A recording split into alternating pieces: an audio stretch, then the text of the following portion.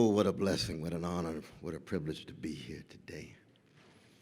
I'd like to salute each and every one of you for the work that you do, for the force for good that you are. I want to salute Arshia. You've got the most magnificent mind, spirit, and presence. Oh, what an inspiration. And Arshia Prime, oh my God, what a powerful and inspiring presentation. Yes, indeed, indeed. Yes, to be able to come and salute Islamic Relief Canada, but also to learn and listen from your example makes a difference. That I come from a great people of a grand tradition that has been hated systemically and chronically for 400 years, and yet taught the world so much about love, so much about how to love. So I come to Canada not as an isolated individual, but I come as a small part of this wave in an ocean. It's a tradition to connect with the tradition here in Canada. And I don't come as an ally. No, that's a little bit too external and alien. No, I come as a fellow freedom fighter, a fellow justice lover, a fellow love warrior. I could just turn on John Coltrane's Love Supreme right now and sit down. You know exactly what I'm talking about. James Baldwin's great essays where he tells us that love forces us to take off the mask. We know we cannot live within, but fear we cannot live without. That's the kind of love warrior I'm talking about. And it's no accident that the greatest justice warrior engaged in fearless speech, unintimidated speech, frank speech, plain speech to emerge out of my tradition of my particular community was a Muslim named Malcolm X, already acknowledged before. And yes, as a Jesus-loving free black man, I cannot conceive of myself without that particular Muslim. We go hand in hand, heart and heart, soul and soul, precisely because even given our Muslim and Christian orientations, we come together on something fundamentally common, and that has to do with, first, the Socratic legacy of Athens. You see, black people, we are a highly inquisitive people, impatient people, questioning people, interrogating people, trying to keep track of the most terrifying question that any of us could ever raise, which is, what does it mean to be human? And there's some rich and deep Islamic answers to that question. There's some rich and deep Christian answers to that question. There's some rich and deep Judaic answers to that question. There's a rich and deep Buddhist and Hindu, and yes, even our secular brothers and sisters have something to say to that question. The question is, where do we come down on it? And my understanding of that question has everything to do with the legacy, the prophetic legacy of Jerusalem, Judaism, Christianity, and Islam. For me, the three great moments in the history of the species where we're told to be human is to spread steadfast love, loving kindness, hesed to the vulnerable, to the weak, to the persecuted, to the oppressed, to the subordinated, to the orphan, to the widow, to the fatherless, to the motherless. To do justly, love mercy, walk humbly with thy God, to be merciful. to love those who, in the language of Malcolm X, are catching hell, or those Franz Fanon call the wretched of the earth. And at the same time, not to engage in just a discourse about it, but to enact it, to embody it. I've been blessed to teach now for 42 years. And I tell each and every student who comes in my room, my classroom, that you have come here to learn how to die. And they look at me and say, I thought I was just here to take a philosophy class and get a grade. I said, no. You looking at a moment in a tradition who's concerned about a calling, not just a career. About a vocation, not just a profession. About a life task, not just a job. It is impossible to be a follower of Judaism, Christianity, and Islam without being candid about what your particular calling is. And that calling has everything to do with self-giving, self-donating, self-emptying, self-surrendering to a will that is greater than one's own will, to God's will. And what does that mean? That means when we claim there is one God, that means we are in the world but not of the world. That means we are called out of the world to be service to the world, which means that we're going to cut against the grain, which means we're going to be nonconformists. We refuse to simply be well-adjusted to injustice. We refuse to be well-adapted to indifference. So when you see a Muslim, you see a Christian, you ought to be able to discern something on the inside, a fire on the inside that won't allow them to hold their peace, that they can't wait to be a force for good. They can't wait to do justly. They can't wait to provide clean water for precious brothers and sisters all around the world, but especially in those portions of the world that have been overlooked, downplayed, forgotten, ignored. Now, I also happen to come from a country that hasn't received the memo yet that it's an empire. It's called living in a state of denial.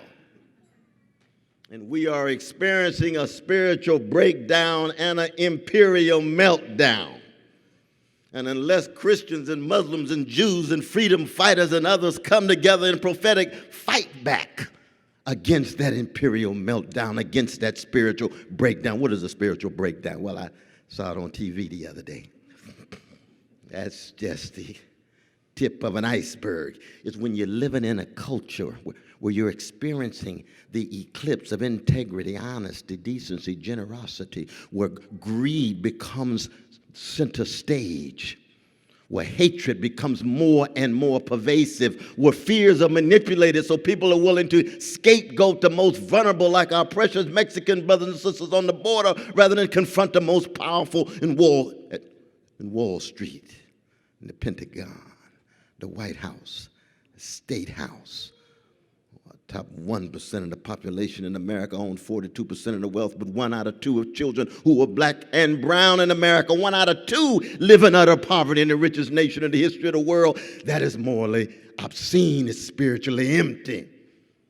Based on biblical criteria, scriptural criteria, let alone any other moral criteria. And the question becomes, where are the voices? Difficult to find the voices. Why? Because my dear sister already laid it out. Not enough integrity, not enough courage. We got too many folk, especially professionals and middle-class folk, who are so obsessed with their careers and their opportunities, they don't want to raise their voice. They don't want to be pushed to the margins. They don't want to stand up for integrity. You can't be a Muslim and a follower of Allah if you're not willing to pay a cost, not willing to bear a burden, why? Because you got something that the world didn't give you and the world can't take away.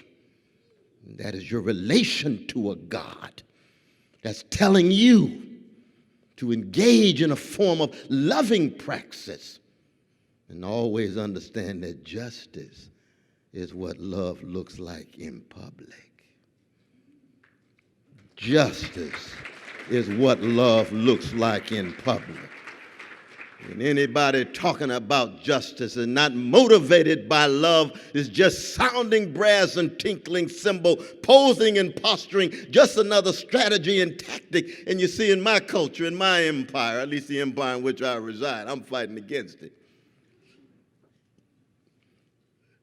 See, we got people obsessed with the 11th commandment, thou shalt not get caught. It's a survival of the slickest. And our young people are told the highest form of being human is to be the smartest in the room. And I say, let the phones be smart. We've got to be wise. We've got to be courageous. We've got to be compassionate. And when you lose the commitment to love and justice, integrity, honesty, decency, you can be assured that Plato's indictment of democracy comes to bear. And Plato says in Republic what? He says, show me a democracy and I'll show you a hedonistic, narcissistic group of people who are run by unruly passions and overwhelming ignorance, and it will generate a tyrant, it will generate a strong man, a Pied Piper that people want to follow because they're after authority rather than genuine generosity. That's a powerful critique. That's why democracies are so rare in human history. It's hard to sustain them. You've got to have forms of communication and cultivation for people to become courageous. And I'm talking about those Sly Stone called everyday people. I'm not talking about the ones way at the top who were told they're brilliant in the cradle. I'm talking about the everyday brothers and sisters of all colors in poor communities, working class communities. The communities that produced the Muhammad Ali's, born Christian and converted to become one of the greatest human beings, athletes of the 20th century, Muslim to the core. You cannot understand him without his Muslim identity. Same would be true with Kenneth Gamble. I don't know whether you all know about Kenneth Gamble now. He's the founder of the Philadelphia International Sound of Teddy Pendergrass and the OJs and the Stylistics and a whole host of others, Muslim to the core. Part of the multi-religious cloud of witnesses who comes together just like us tonight. Coming together, human to human, in solidarity, and most importantly, willing to raise our voices. And this is very important. I come from a black people whose anthem is lift every voice. It doesn't say lift every echo. In the American empire, the echo chambers are hegemonic. It's hard to find the voices. It's just like it's impossible to be a jazz musician until you find your voice. That's what Thelonious Monk told John Coltrane, quit imitating Johnny Hodges. Find your voice. You've been an echo for too long. Marianne Williams told Aretha Franklin when she was 16, you imitating me, girl. You got to find your voice. Aretha found her voice, didn't she? What a voice it was. Each and every one of us have a voice just like our fingerprint, because there's nobody like us. Each one of us made in the image and likeness of God's irrepeatable, irreducible, distinctive, and unique. But that voice that we raise has to be a voice that comes together with other voices. And it's impossible to find your voice. It's impossible to find your vocation without invocation, without a sense of history, without a sense of your tradition. I am who I am because somebody loved me. Ooh, somebody cared for me. The highest honor I've ever received in my life is to be the second son of Irene and Clifton. When you look at me, you might not know it, but you seeing mom and dad just busting out all over through me. That's part of the tradition. See, we in America often talk about individuals being self-made. That just shows how morally deficient the culture is, as if we've given birth to ourselves. I did it all on my own. I'm autonomous. I'm a monad. Really? I guess you taught yourself language too, huh?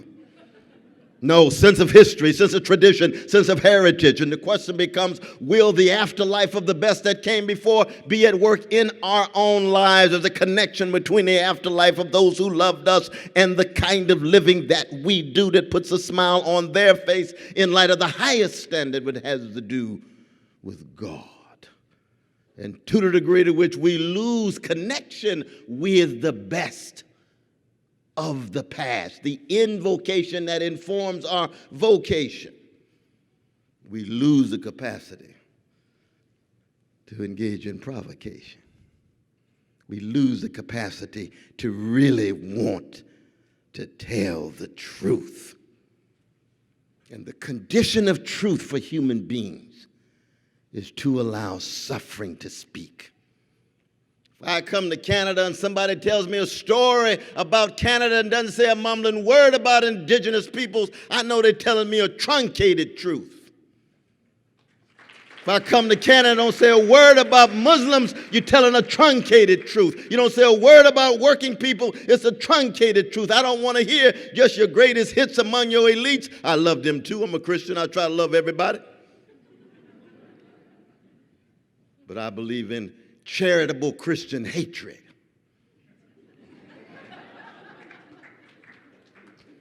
And charitable Christian hatred is you hate to sin and still try to love the sinner. That you loathe the injustice, but you still try to keep track of those who perpetuate the injustice. Why? Because I know there's a whole lot inside of me that's at work in those who are perpetuating the injustice against me. I've gotten in a lot of trouble in the last 2.5 years because I've tried to be very honest about my president. I said, he's a gangster. You shouldn't say that. That's a bad word. No, a gangster is not a subjective expression. It's an objective condition. It's an objective condition. If you're grabbing a woman's private parts, that's gangster. If another country has oil and you think you have access to it, that's gangster. And of course, he's told over 8,176 lies since he came in the office. But I know there's gangster inside of me. And I can submit to you, my precious Muslim brothers and sisters, that I was a gangster before I met Jesus, and now I'm a redeemed sinner with gangster proclivities. I've got to conquer it every day. That's why I tell my students, learn how to die in order to learn how to live. And you learn how to die by reconquering the worst inside of you every day so that the best of you can emerge. There is no rebirth without death. There's no maturation without death. There's no growth. There's no development without death. Death is allowing the worst of you to be cast aside in such a way that transformation and metamorphosis can take place so that the best of who you are can emerge. So that for America, for example, for Canada too, neither country can be the best of what it is and tell the worst hatred of Muslims, subordination of indigenous peoples, exploitation of working peoples, losing sight of the humanity, the vast majority of humanity, which is women. We talk about women like they're a minority group. No, they're the majority. Just been subordinated, just been dominated, just been manipulated, you see. That those must perennially be in the process of dying for the best of Canada to be reborn. It's no accident. No accident that our dear sister Dorothy Day, she's one of the great prophetic figures of 20th century American empire. She's a vanilla sister. She's a white sister. Catholic sister. She wrote a eulogy for Martin Luther King Jr. April 5th, 1968. There were 212 cities were in flames, burning. And she said, Martin Luther King Jr. learned how to die daily. He was not a god. He was not a deity. But he learned how to die precisely because he was scrutinizing himself. He was surrendering himself. He was giving himself. And when they looked at his body in the coffin, the doctor said he must be at least 67 years old, and he was only 39 because he gave everything. It's called kenosis in the theological sense. How do we learn how to give everything, every fiber of our being, through a love and a justice and a service, the giving of clean water, the telling the truth, the being in solidarity. It's very difficult in the American empire to tell the truth about Muslims. Invasions, occupations, Muslim countries, hardly a word about the deaths. Drones dropped on Muslim brothers and sisters called collateral damage rather than precious human beings. 551 Palestinians, babies killed in 51 days, and not one major public official in the American empire has the courage to say those Palestinian babies have exactly the same status and significance as Jewish babies in Tel Aviv. Where's the courage just to tell the truth? Where's the moral consistency? Where's what Jane Austen called constancy? No, you got to worry about your career. That's going to make me unpopular. They're going to call me an anti-Semite. They're not going to invite me to the next tea party. Please. Folk continue to suffer. Thank God for the younger generation. This is what excites me about this organization. Let's give it up for these young brothers and sisters in the Islamic faith who are raising their voices with style, with a smile, but also with a humility. Humility is the benchmark of spiritual maturity. But that humility goes hand in hand with a moral and spiritual tenacity to fight. Never confuse a polished professional with a love warrior. We got all kinds of polished professionals in America, including black ones. But anytime you ask them to sacrifice for something or cut against the grain, so many of them pull back. Why? Because professionalism carries with it its own kinds of conformity. It carries with it its own kinds of seductions. And the last thing we need in Canada, the last thing we need in Imperial America are highly successful Muslims, Christians, black folk, women who are so obsessed with their professionalism that they have no longer learned how to fight, no longer learn how to cut against the grain, so obsessed with fitting in that they no longer learn that, in fact, if you are a serious follower of the prophetic legacy of Jerusalem, It could be Amos and Esther. It could be Jesus. It could be Muhammad, peace be unto him. You're going to have to learn how to suffer. And that suffering is a form of service, especially for those who are involuntarily suffering in so many parts of the world. To never forget that suffering, no matter how high you ascend. The last thing you ever want to be is just a professional peacock walking around. Look at me, I'm so smart, I'm so rich, I'm so successful, look at my foliage. And I can hear Malcolm X saying, peacocks strut because they can't fly.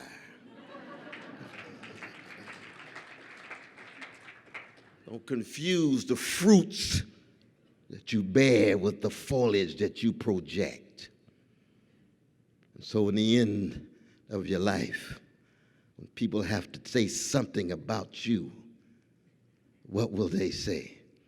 It won't be your professional achievements for the most part. It won't be your foliage. It won't be your peacock-like features that people perceived.